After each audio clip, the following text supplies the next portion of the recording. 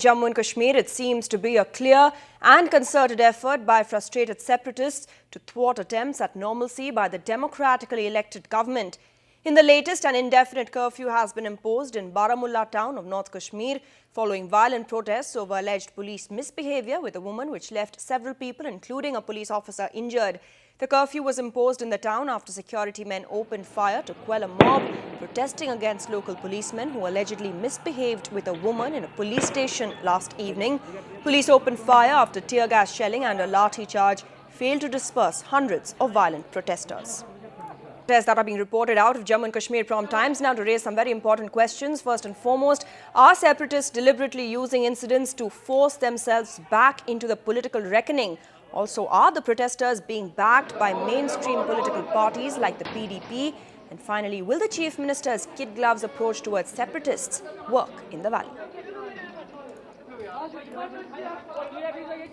Now, this Baramulla incident comes on the heels of the Shopian rape and murder case in which Shopian police officials allegedly raped and murdered Nilufar Jan and her 18-year-old sister-in-law Asiya Jan on the night of May 29th and 30th, inciting 10 days of violent protests that rocked the Kashmir Valley, leaving over 100 people injured.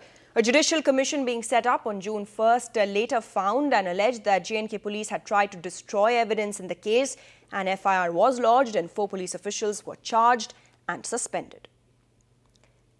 Now, what's making things difficult for Chief Minister Omar Abdullah is the approach taken by separatists as well as mainstream parties intent on adding fuel to the fire.